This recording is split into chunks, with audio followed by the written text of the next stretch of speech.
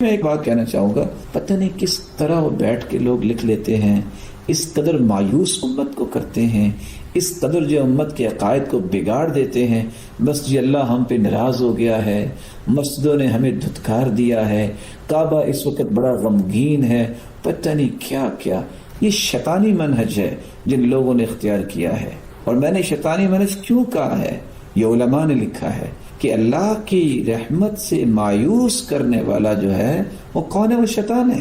وَمَن يَقْنَطُ مِن رَحْمَةِ رَبِّهِ إِلَّا الضَّالُّونَ، گمراہ لوگ اللہ کی رحمت سے نا امید ہوتے ہیں، اور کبیرہ گناہ ہے اللہ کی رحمت سے نا امید ہونا۔ إِنَّهُ لَا يَيْأَسُ مِن رَوْحِ اللَّهِ إِلَّا الْقَوْمُ الْكَافِرُونَ، کافر لوگ مایوس ہوتے ہیں، اس لیے تو خودکشیاں کرتے ہیں۔ مسلمان مایوس نہیں ہوتا۔ اگر کرونا وائرس یہ اللہ عز و جلال کے لشکروں میں سے ایک لشکر ہے، یہ تو جھنجھوڑنے کے لیے اس طرح کی مصیبتیں آتی ہیں کہ لوٹ آؤ، پلٹ آؤ۔ وہ دوبارہ ہم سے کچھ سننا چاہتا ہے کہ ہم نے توبہ کر لی، ہم زیادہ اچھے طریقے سے زندگی گزاریں گے، اور اللہ تعالیٰ نے اس کا علاج بھی امت کو بتا دیا ہے۔ یہ اذکار کیجئے، احتیاطات کیجئے۔ دیکھیے عمر رضی اللہ تعالیٰ عنہ کے زمانے میں طاعون پھیلی، کون تھے؟ جنتی تھے۔ فرمایا لو کان بعدی نبی لکان عمر، اگر میرے بعد کوئی نبی ہوتا تو وہ عمر ہوتا۔ تو کیا انہوں نے کہا تھا کہ اب جو ہے اللہ تعالیٰ کا غضب آیا ہے اس لیے ایسا ہوا ہے؟ اللہ تعالیٰ کا فیصلہ ہے۔ رسول اکرم صلی اللہ علیہ وسلم کے زمانے میں کس طرح شیب ابی طالب میں 3 سال تک محصور ہو گئے، کس قدر لوگ جو ہے پتے کھا کے گزارا کرتے تھے، تو کیا اس وقت آپ کیا کہیں گے کہ اللہ تعالیٰ ناراض ہو گئے تھے؟ یہ اللہ عز و جلال کے فیصلے ہیں، اللہ عز و جلال کی رحمت اس کے غضب پہ حاوی ہے۔ اس لیے لوگوں کو اس بارے میں نا امید کر دینا کہ اصل میں مسجدیں کب جو ہے وہ بند ہوتی ہیں، مسجدوں نے کیسے دھتکار دیا ہے، زمین بھی رو رہی ہے اور بیت اللہ بھی رو رہا ہے، اس طرح کی باتیں کر کے امت کو نا امید کر دینا اللہ تعالیٰ کی رحمت سے، یہ بہت بڑا جرم ہے۔ اللہ کی رحمت کی امید دلانی چاہیے۔ اللہ عز و جلال تو چاہتے ہیں کہ سچی دعائیں کریں، سچی توبہ کر لیں اور دوبارہ میری طرف آ جائیں، اور اللہ عز و جلال اپنی رحمت کا نزول فرما دیں گے۔ اور اللہ عز و جلال پر ایمان لانے والا جو ہے وہ کبھی بھی اس کی رحمت سے مایوس نہیں ہوتا۔ قرآن کی آیت ہے وَرَحْمَتِي وَسِعَتْ كُلَّ شَيْءٍ، ہر چیز پہ میری رحمت وسیع ہے، اور إِنَّ رَحْمَتِي تَغْلِبُ غَضَبِي، میری رحمت میرے غصے پہ غالب آ گئی ہے۔ علماء یہ لکھتے ہیں کہ ایک وقت ایسا بھی آیا جہاں اس طرح کی وبا پھیلی اور اس قدر لوگ مرے کہ ہر روز کو لاشیں اٹھانے کے لیے نہیں تھا تیار ہوتا تھا کہ اس قدر لاشیں ہوتی۔ تو وقت کے خلیفہ نے علماء کو جمع کیا اور فیصلہ کیا گیا کہ اگر اس مصیبت سے جان چھڑانی ہے تو 2 کام کرنے پڑیں گے۔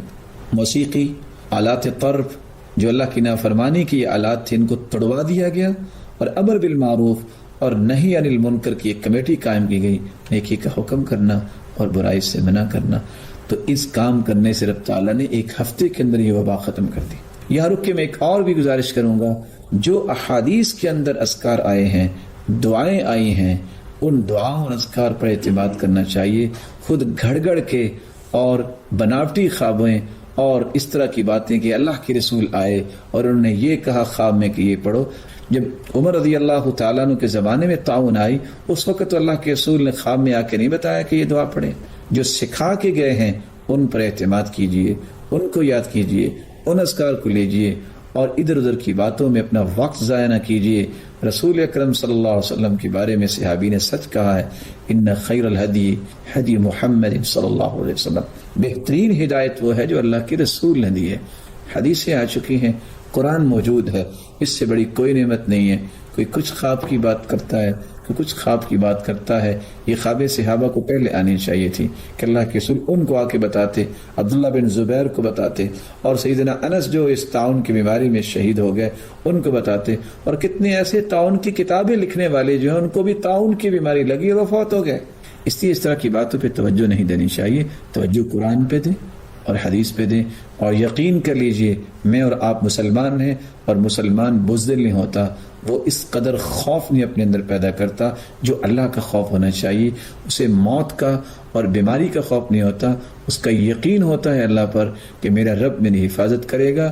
اور اللہ عز و جلال فرماتے ہیں انا عند ظن عبدی بھی، جس طرح میرے بندے کا مجھ پہ گمان ہوگا میں فیصلہ ویسے کرتا ہوں۔